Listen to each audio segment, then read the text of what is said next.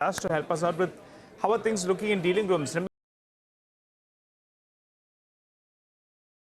Please tell us what about the FIs. Everyone said maybe sometime in the second half. You told me next thing it could be positive. Yeah. So good on you on that one. What about today? What's happening? So Nigel, while passive and it was related to large caps, today there is a MOC basket buying in the broader market stocks, and I guess that's the reason why the broader markets are relatively outperforming today. It may not get showed up in the FI number because if there is a large selling in some large caps, it may just shadow.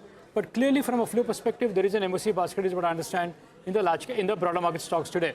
In terms of sectors, again, for the last few days, I've been saying consistently that there is buying in real estate names, and there is a bit of buying back in the PSU stocks as well. So that trend continues even in today's trade. So those two sectors, I guess for real estate, it's a bit of a pre-positioning to the RBI policy, and maybe the street is now anticipating or penciling in a 25 basis point rate cut.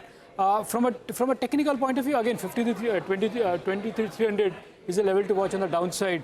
But from a trigger point of view, the RBI policy and the state election outcome is very important trigger to watch out. The exit polls to which we will react tomorrow, and the actual results will react on Monday. But again, the feedback is if there is a positive outcome, you might say a bit of a sentiment booster as well for the bulls to rally from here. So that's the overall feedback. But from a flow perspective, as I said, there is a basket buying, is what I understand, in broader market stocks. Well, indeed, and that will be good news, right, Nimesh? And if you look at the real story today, it's in the mid-cap space, and the small cap is up really around 2%. Yeah. But individual stocks, tell us what you pick up. So in terms of individual names, the first stock is Paytm. Again, in the last couple of days, the volumes have picked up. I understand some large HNI investors are active buyers as well. And of course, for Paytm, there is an anticipation that it could be a corporate development very soon. Remember, in Paytm, there could be a large block as well that I highlighted a few days back. So that's still pending.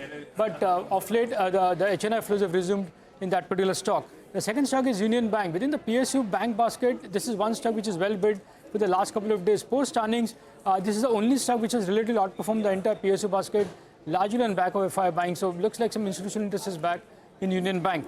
The third stock is Signed. From the recent lows, even that stock has pulled back smartly from in the last couple of days. There is buying flows, is what I understand. But for Signed, the biggest trigger will be the appointment of the new CEO. Well, in the call, they've clarified that it will come before the next quarter earnings. But maybe the street is anticipating that can come very soon. So that's the trigger in Signed. And the last is Century Ply. Within the broader market names, this is one stock which is, again, well bid by large institutions. The delivery volumes are going to be quite high in Century Ply today. All right, Nimesh. Paytm, Union Bank, Signed, Century Ply. That's stocks we'll watch out for. Street expecting a corporate development soon in Paytm. Keep an eye on that one. And Signed is up 4.5%, the one he was talking about.